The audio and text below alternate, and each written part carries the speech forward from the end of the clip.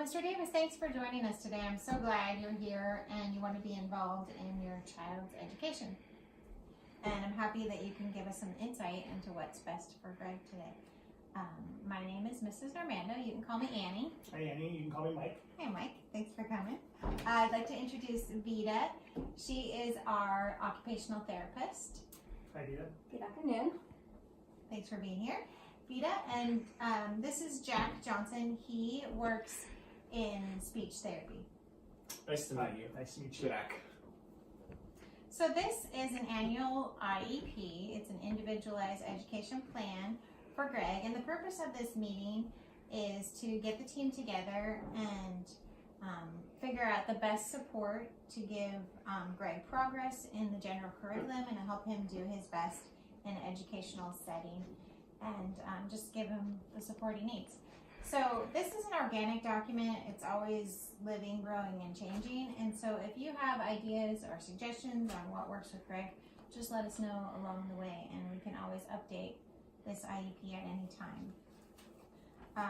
So how we make an IEP is we bring together standardized test scores, portfolio assessment, samples of his work, different classroom assessments, and we look to see if there's a disability. Last time we met, we talked about Greg's evaluations and his eligibility for autism. So he qualifies under the IDEA law for autism, the disability category of autism. And we went over those in your packet here.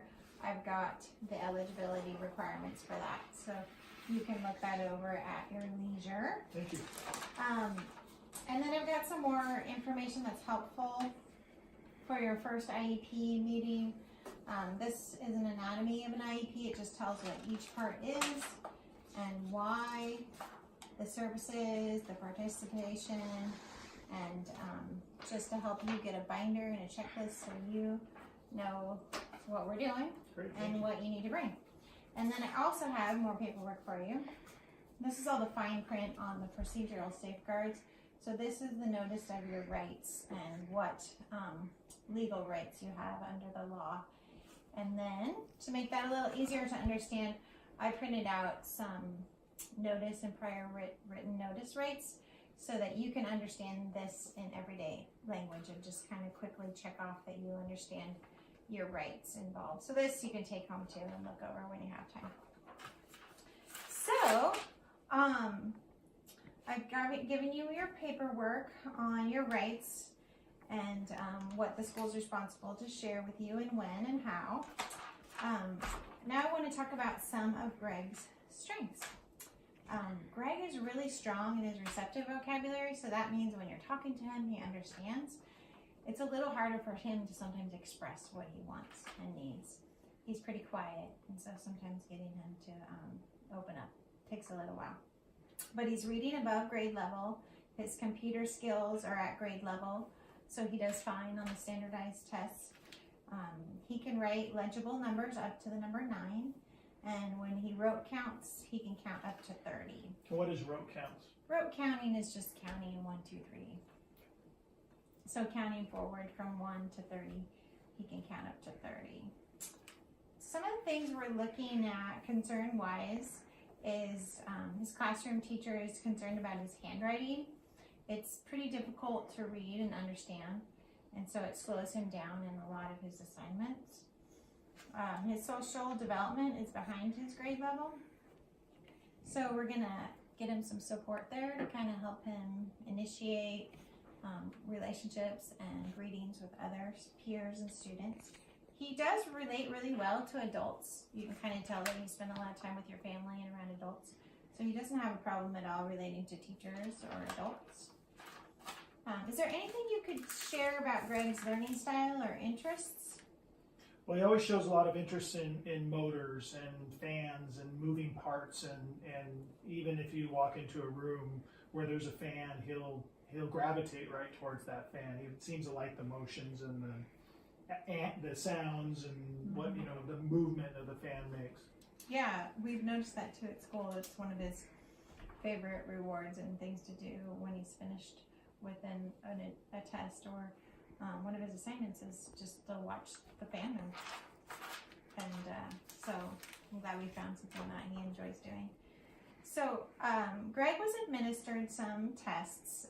It's called the Woodcock-Johnson Test of Achievement in Oral Language, and he, as I said before, he excels in his receptive vocabulary, which is labeling pictures. So on the test of oral language with picture vocabulary, he scored at the 2nd grade level. So he's really above, his current grade level, which is grade 1. And then in reading, he is above grade level also. He's in the 47th percentile. So that means he's reading at or above grade level. So we're really excited about that. He's really growing in reading this year. He really likes to read. Yeah, that's great. And we have some occupational therapy goals for him. We're going to focus on fine motor skills. On the same test, the Woodcock-Johnson Oral Language and Achievement Comparison Test in Broad Written Language, he's in the 7th percentile. Now, these assessments are measuring his quality of handwriting, his writing skills, his quality of written expression. He struggles with the writing fluency, and so his skills in writing are affecting all of his subjects.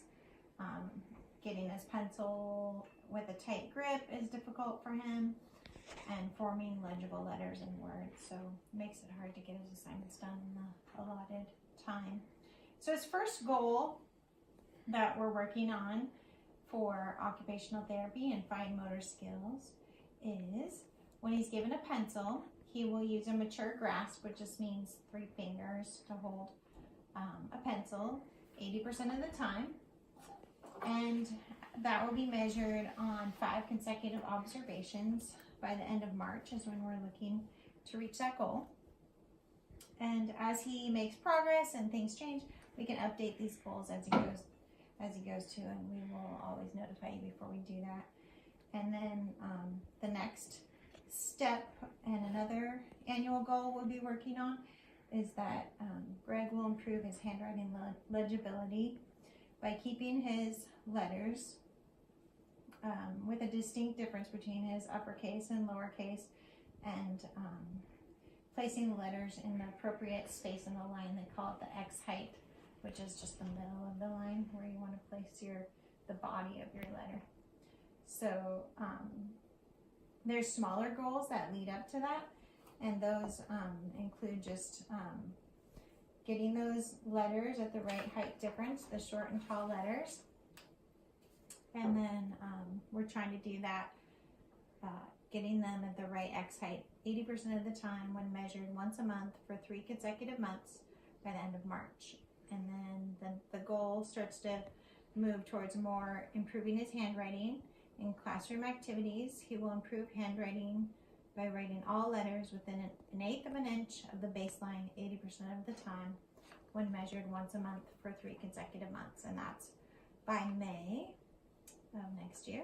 And then during classroom writing activities, he will improve handwriting legibility by leaving adequate space between words 80% of the time when measured once a month for 3 consecutive months by January of 2020. So we have about a year from now to work on these goals, and so the small steps are just leading towards the end goal, and so we try to make it a little more challenging with each step of the goal.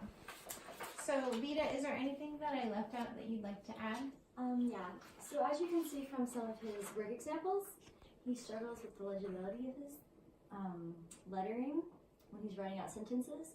We're currently working on it and trying to keep him progressing in the right order, but he is struggling with that, but we'll continue to work on that. So overall, his handwriting is affecting all of his work. As far as legibility, we are going to keep working on his weed grip. Great. Yeah. Great, thanks Vita. Thanks for your input. Mr. Johnson, is there anything you wanted to add? Greg is a wonderful student, but we're still struggling with some social skills. We're working on his interaction with his peers through some role playing, and we're trying to teach him appropriate distances, proximities between himself and other people, and also having a respectable volume of voice when he's talking to someone. Yeah, and a lot of times Greg is kind of too soft for people to hear, and so they don't really acknowledge him if he's not talking loud enough. He's not usually too loud, but he's just more of a quiet, introverted type. So we're working on greeting people appropriately and interacting with them, and even participating in the classroom more, like raising his hand. So being involved in the discussion too. So some things we want to consider and talk about is in the law, we're always looking for the least restrictive environment for kids. So that just means we want to try to keep them in the mainstream classroom as much as possible.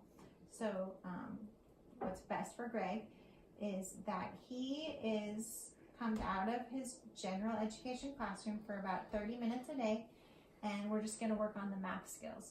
So the math skills goals are similar to the handwriting goals, but they're numbers and counting, and so we're working on his reading and writing numbers from 1 to 100.